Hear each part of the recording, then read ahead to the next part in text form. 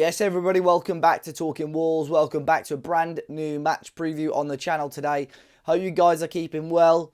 Hope you've enjoyed the international break, but we are back in action now as we head into a real crucial period of fixtures for Wolves between now and the new year. Fulham away this weekend, a team that have started off the season quite brightly, to be fair, but certainly a game that both sets of fans and both clubs will probably go into thinking they can try and get something out of this match. As always, giving my thoughts, the latest team news, and we'll have the opposition perspective later on in the video. But big shout out once again to our channel partners over at Football Prizes. Another Wolves prize up for grabs this week, a signed and framed Ryan Aït-Nouri shirt. So if you want to get involved in that, I think it's up for 2 weeks.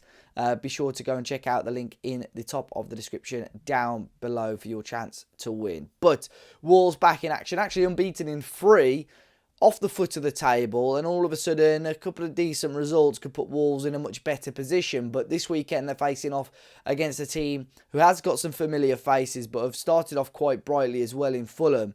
But Raul Jimenez started to find the net once again, and Adama Traore, who isn't necessarily an automatic starter for Fulham but has caused teams problems already this season, and two faces and two players that are well thought of in and around Wolverhampton because they were such good players for us throughout the times under Nuno and co. But it's interesting for Gary O'Neill because although I think that win last week, or the last game rather, will take off that little bit of pressure, and obviously Wolves have finally got that first win, there is still certain pockets of the fan base and the press that are going to still be looking at his job security. There's already been a post from the Mail Online, literally as I was recording, about that Wolves have actually sounded out certain replacements, and Gary O'Neill is still under big pressure. Although I don't think a negative result will change his position as manager this weekend, I certainly think it won't help his cause.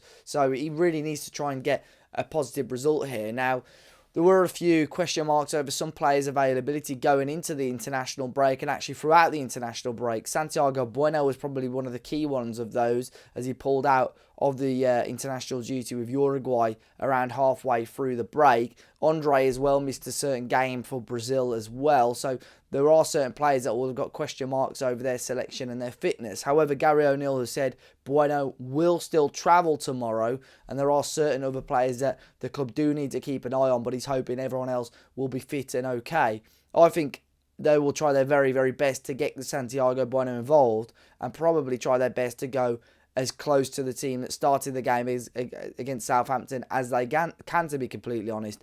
That's my predicted lineup. I think he will go unchanged and go with the exact same team with Sarr in goal. Back four pretty much of Totti, Santiago Bueno, Craig Dawson and Semedo. Aït-Nouri a little bit further up as sort of the left winger / left wing back. Lemina and João Gomez keeping their place. Cunha and Strand Larsen. And I think Sarabia may well still keep his place, but certainly there's a chance maybe for Jean-Ric Bellegarde, who Gary O'Neill seems to prefer at the moment, or maybe a rogue shout of some of the other fringe guys that haven't really had the chances, such as Carlos Forbes, Rodrigo Gomez, Gonzalo Guedes. You know, there's a few of those players that maybe have an outside chance of getting in. Andre and Tommy Doyle, of course, both got qualities. You know, it's a decent headache for Gary O'Neill to have, I think, in terms of players and selections at the moment. There's a lot of quality in that Wolves squad, and it's just obviously up to him to get the right players and the right system to make sure we beat Fulham this weekend. It's the first time we'll see the team wearing the purple kit, the third kit. We've not seen them wear that, although the women's team have worn it a couple of times and won every single game. So I hope that's a good sign for the men's side that they may well wear that kit, and we may well, hopefully win the game. But yeah, going into it, I certainly think Wolves have got the quality to beat Fulham, but they've got some real momentum right now, and obviously being at home, it's going to be a tough game for Wolves. But fingers crossed, it's going to be an interesting game. Raul Jimenez, of course, great player, loved by many Wolves fans, and it's although I don't want it to happen this weekend, it's good to see him getting amongst the goals once again. And Adama Traore may start on the bench, but it's such a threat, isn't he? Whenever he's on the pitch as well. But I had the pleasure of speaking to Jack earlier on this week, who is a Fulham fan, to get his perspective and thoughts on their starts of the season and maybe what we can expect this weekend. So, Jack, thank you very much for jumping on Talking Wolves again. It's good to see you, mate. And it's been a pretty good start to the season for Fulham as well. I'm sure a few Wolves fans are jealous of your position in the table, but also jealous that we've seen Raul Jimenez and Adama Traore amongst the goals and the assists once again. How does it feel for you? 11 games in, sat in seventh, and just 1 point behind the top four at the moment as well. Yeah, thank you for having me on again. I always enjoy coming on here. Cheers, mate. It's been a really good start, to be honest with you. I think that, we came into the season a little bit sceptical, purely obviously because we lost João Palhinha, and the big thing over the summer was where we're going to replace him. And I'm sure we'll get into signings and whatnot. And we brought Sander Berger in, who we thought would do okay. But I think just generally the squad itself is looking relatively strong in all positions. And, it's kind of the same old with us. We're going into every game, giving it a good old go, never really getting turned over, and the table kind of suggests that as well by the fact that we are in that we are in that top half. It is still obviously early days, and Yeah. the top there's a team, a group of about 10 teams that are separated all by about 4 or 5 points. So a couple of results can send you one way, and a couple of results can send you another. But look, so far so good. I've got no complaints about how our season started so far. Yeah, I mean, it's been a good run. I mean, looking at the fixtures, there are games, a large chunk of the probably games that you would be expecting, or at least hoping that Fulham will be competitive or getting points out of. But certainly, you've still got to win those games, or still got to get points out of them. But I'm looking at it. You have dropped points in certain matches. I'm sure against teams like Ipswich and maybe West Ham at home, you'll be a bit disappointed about. But over the last few weeks, a draw away at Everton, beating Brentford, beating Palace away. It's a good run of form at the moment for you guys. And Marco Silva, I'm sure he's getting a lot of credit for that as well. He's had sort of rumours about his future over the last year or so. I remember obviously he was linked with the move away, possibly going to Saudi, but he stuck with you. And I think people are starting to realise maybe now how good a manager Marco Silva is, because I think certainly there was qualities there, when he first came to England, and it just didn't quite click for him. But I don't know, Jack, what do you think now? It's starting to look good for him at the moment. Yeah, you won't find a single Fulham fan that have got negative things to say about Marco Silva. He's completely transformed the football club, to be honest with you. Beforehand, obviously, promotion, relegation, and tried a few things out with a few different managers, and nothing particularly worked. Marco Silva came in when we were in the Championship, and there was a little bit of skepticism from some fans. Obviously, there's always the talk about his loyalty to clubs, obviously everything that happened with Watford and Everton and whatnot. But he showed promising signs with those clubs that he is a good manager, and I think he's learned from his mistakes, I guess. And I think the thing with Marco Silva is he's managed to, you know, build a team where, there are some players who you could quote unquote standout players, but if you look at the squad as a whole now, it's just a very solid Premier League side, and he just manages to get the best out of players. And the football we play is great, and we go into games not fearing anyone on who we're going to play. And he's just been absolutely magnificent for the club, and long may it continue. Yeah, no, definitely, and it's good to see that, and I think he's been there now, coming up to it's fourth full season, fifth full season now, I think, for you This guys. is So his fourth season, yeah. yeah. So no, it's good, and it's quite rare in football that you see a manager at a club for that long as well. So it's good to see him do well. Are you worried, or is there any worries or links with him away at the moment? Are there any big clubs do you think come sniffing around? I mean, he's rejected a massive offer from Saudi, I assume. So for now, unless a huge Premier League job comes up, maybe I think his future at Fulham's safe. Do you think for now? Yeah, I think so. Whatever rumours you want to believe, they were allegedly rejected a £30 million offer from Saudi Arabia, which if he did, fair play to the bloke. I think we're in a very fortunate position where, you know, apart from Fulham fans, you don't really get a lot of people talking about Fulham Hmm. in terms of the positive things that Marcus Silva's doing. And as a result of that, he's kind of going a little bit under the radar. I do Yeah. think if he keeps, the way we're progressing season on season, I do think it's only a matter of time before bigger clubs do knock on the door. And then I guess ultimately it's down to him whether he chooses to leave or not. Yeah, no, I'd say, and I think Forest fans are probably thinking the same with Nuno. We know at Wolves how good a manager Nuno is or can be. So I assume if it gets to February, March, and you boys are still in the same position, then all of a sudden I'm sure those conversations will be there to be had. But I mean, you mentioned the transfers earlier. It's quite intriguing transfers and signings from Fulham. The big out was João Palhinha, who was a player that Wolves courted and chased for such a long time, and for whatever reason didn't go for him. And other than that, Jay Stansfield, which was a crazy signing to League One as well. But in terms of your in Sander Berger, who you mentioned, Joachim Andersen came back to the club as well. But Emil Smith Rowe is an interesting one as well, because a player that never really kicked on for whatever reason at Arsenal, maybe in injuries, the quality that Arsenal have got, struggled to get consistent game time. But how good's he been for you? Because to be fair, he's been in my fantasy Premier League and got me points on a fairly consistent basis. But how have you found him from a pure footballing perspective?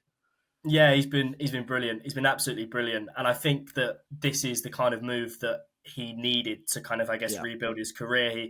He came out the blocks flying. It was him and Bukayo Saka at Arsenal, and then he got injured, and then Martin Odegaard came in, so minutes were very difficult to come by. And he's come to Fulham, where he can effectively be the main piece, and everything can kind of go through him.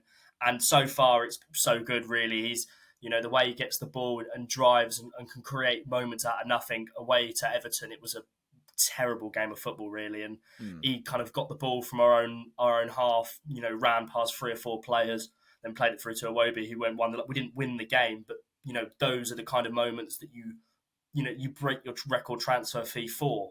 yeah, And I think that we need to be a little bit realistic. I think that there will come a time, if he continues this up, he probably does see this as, okay, this is a chance to rebuild my career, and then where can I go from there? He'll obviously have one eye on England at some point. I don't think he's there yet, but I think he will have one yeah. eye on that as well. But I think for now it suits all parties. He allows us to go from there to there, and he's able to play consistent football and learn and develop and kind of get his foot under the door again. Yeah, I mean, you paid a fair amount of money for him. Do Arsenal have any sort of buyback on that, or on him, or anything like that, to your knowledge? Because I Well, can't. Yeah, I can't. Obviously, you mentioned about Marco Silva earlier. I think Fulham being in London is obviously such a massive plus for you guys anyway, which I'm sure you have a conversation about on a fairly regular basis. But surely with him, with his if Fulham grow, he can grow with you. There's no real need, unless another team like Arsenal come knocking again for you guys to make a mad profit. I can't really see him going elsewhere. I guess so. I don't think there's a buyback clause, but I guess the conversation will always be how high is Fulham's ceiling under Hmm. Marco Silva. That the top. It's no longer like the big six. It's kind of like the top 8, top Yeah, yeah, 9 yeah. now. Where if you finish in that top half, it's a fantastic season with all the quality that's in the Premier League. So I guess it's just how far we're able to push and how far we're able to go, and Hmm. how much Emil Smith Rowe wants to be a part of that. I think that obviously, yeah, he'll definitely stick around for a while. But I guess that is long term. That is the big question mark is where are Fulham going, and can I go on to achieve higher things than finishing 10th, ninth, Yeah. whatever it is, I guess.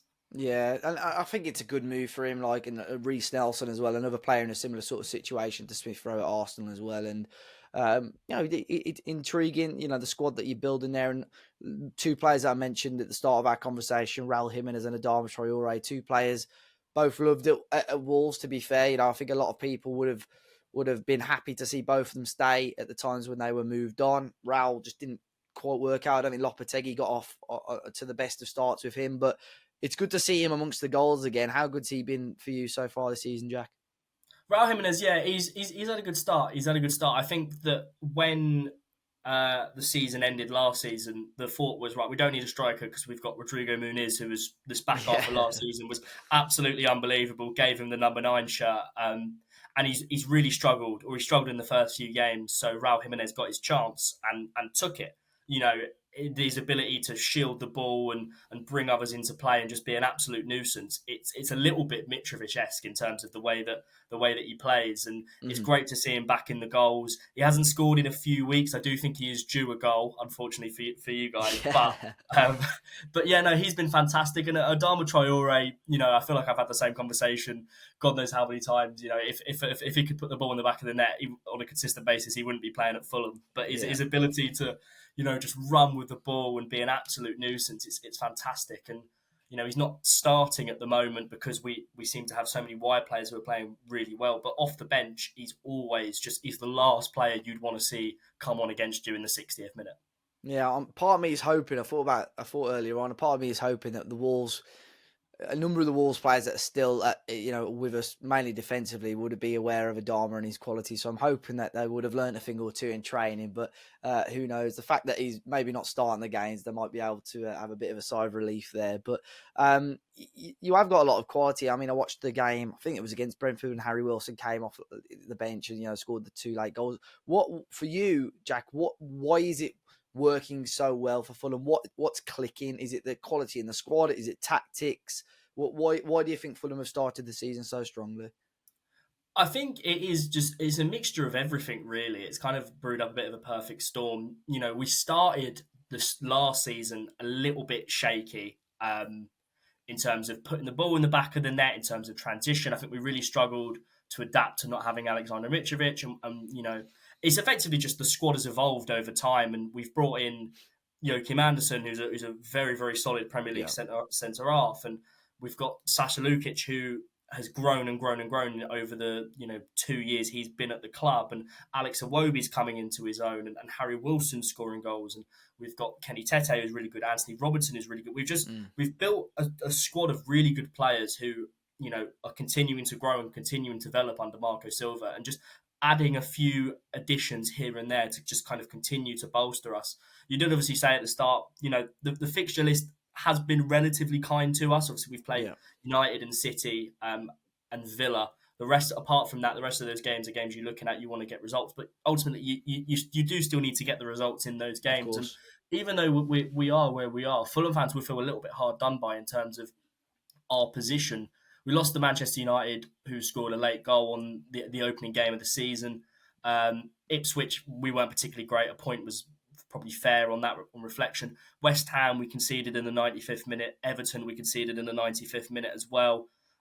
Manchester City away, we lost 3-2. But if Adama Traore, he missed about 3 sitters on the Yeah, day as yeah. well. So things are looking really good for Fulham at the moment. And I think, just to answer your question, I think it is just an amalgamation of kind of everything we've talked about. The manager's not playing. The manager is coaching really well, and he's getting the best out of players, and the players that are coming in are fitting in very well. And we just seem to just be a really solid Premier League side now. Yeah, I mean, you mentioned a handful of games there, and like I said at the start of the conversation as well, 1 point outside the top 4. I mean, if one of those games, went your way, the games that you drop points in, for argument's sake, Fulham could be third in the table or a couple of points clear. The likes of Chelsea also. I know it's if buts and maybes, but it does show that Fulham have got themselves in a really good position, and fair play. I know a lot of Wolves fans are considering this to be quite a tough game, especially away from home this weekend. What are your thoughts, Jack, ahead of it anyway? What sort of score prediction have you got for this game? I think, to be honest with you, the international break kind of came at the worst possible time for us. I think we were starting to grow a little bit in terms of form Yeah. and everything, and the international break is kind of, is that going to wipe it clean? We do have Sasha Lukic who's coming back. That being said, I can't really see us making any changes from when we last played against Crystal Palace, because we played so well and everyone is gelling. I think it might take us, a little bit of time to kind of grow into the game. I do think Fulham are going to win, but I think that we might come from behind, and it might be 2-1. Yeah, I think at both teams the scores are very fair bet. I think that's pretty much happening in all bar one of Wolves' games so far this season. And, we are scoring goals, but still conceding a hell of a lot, sorry, as well. So, yeah, I say all bar one. We got a clean sheet last time out. So, yeah, 2 games this season. But I think it will be a very close game, mate. You're right. And apart from this week, obviously, all the best for the rest of the season to Fulham, because it's good to see them, different teams up towards the top of the table. I do wish it was Wolves, but good to see former players up there as well who were loved at Wolves. And Jack, before we finish off, where can people find you and your content if you wish? Yeah, so obviously I'm still involved with Fulhamish and whatnot, as I have been over the last few years. So they're available on all the different social media platforms. I have started producing my own content as well on TikTok, not just Fulham, Premier League and all that sort of stuff. So if you do want to check that out, the is J Strudders, with JSTRUDDERS. No problem, mate. I'll make sure I leave a link to that in the description down below. And yeah, thanks for jumping on the show, mate. And I'm sure I'll catch you for the reverse fixture. But yeah, until next time, cheers, man. Cheers, thank you. So big thanks to Jack. I'll make sure I leave a link to his socials in the description down below. And let me know your thoughts and score predictions in the comment section as well, guys. A tricky way to kick back into getting back into Premier League football as it returns. but it's a start now of a real crucial period for Wolves with Fulham, Bournemouth and then Everton in the next 10 days or so. So some games and some opportunities to win some points there for sure. As always, be sure to hit the like button down below if you're watching on YouTube. Subscribe to the channel as we head towards 18,000 subscribers. And fingers crossed it's 3 points for Wolves this weekend at Craven Cottage. Until next time, guys, I'll catch you all very, very soon.